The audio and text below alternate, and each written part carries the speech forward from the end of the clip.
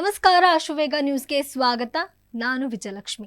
ಸಾಮಾಜಿಕ ಜಾಲತಾಣದಲ್ಲಿ ಬೆಳ್ಳುಳ್ಳಿ ಕಬಾಬ್ ಸಾಕಷ್ಟು ಟ್ರೆಂಡ್ ಹಿನ್ನೆಲೆಯಲ್ಲಿ ಬೆಳ್ಳುಳ್ಳಿ ಬೆಲೆ ಗಗನಕ್ಕೆ ಏರಿದೆ.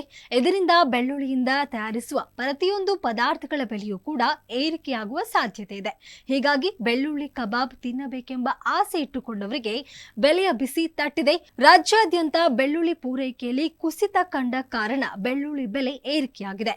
ಯಶವಂತಪುರದ ಕೃಷಿ ಉತ್ಪನ್ನ ಮಾರುಕಟ್ಟೆಯ ಪ್ರಕಾರ ಬೆಳ್ಳುಳ್ಳಿಯ ಪೂರೈಕೆ ಶೇಕಡ 50ರಷ್ಟು ಕುಸಿದಿದೆ. ಇದರಿಂದ ಕೆಜಿ ಬೆಳ್ಳುಳ್ಳಿಗೆ 350 ರೂಪಾಯಿಯಿಂದ 400 ರೂಪಾಯಿಗೆ ತಲುಪಿದೆ. ಇನ್ನು ಇದೇ ವೇಳೆ ಬೆಂಗಳೂರು ಸಗಟು ಬೆಳ್ಳುಳ್ಳಿ ವರ್ತಕರ ಸಂಘದ ಕಾರ್ಯದರ್ಶಿ ದೀಪಕ್ ಜೆ ಮಾತನಾಡಿ, ದಿನಕ್ಕೆ 3000 ರೂಪಾಯಿ ಬೆಳ್ಳುಳ್ಳಿ ಚೀಲ ಬರ್ತಾ ಇದ್ವು. ಆದರೆ ಕಳೆದ ಕೆಲವು ದಿನಗಳಿಂದ ಪೂರೈಕೆಯು ಶೇಕಡ 50ರಷ್ಟು ಕಡಿಮೆಯಾಗಿದೆ. ಹೀಗಾಗಿ ದರ ಏರಿಕೆಯಾಗಿದೆ.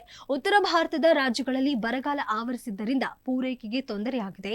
ಹಾವೇರಿ ಜಿಲ್ಲೆಯ ರಾಣೆಬೆನ್ನೂರಿನಲ್ಲಿ ಹೆಚ್ಚಿನ ಪ್ರಮಾಣದಲ್ಲಿ ಬೆಳ್ಳುಳ್ಳಿ ಬೆಳೆಯಲಾಗ್ತಾ ಇತ್ತು. ಇಡೀ ಕರ್ನಾಟಕಕ್ಕೆ ಪೂರೈಸಲು ಇದು ಸಾಕಾಗ್ತಾ ಇಲ್ಲ.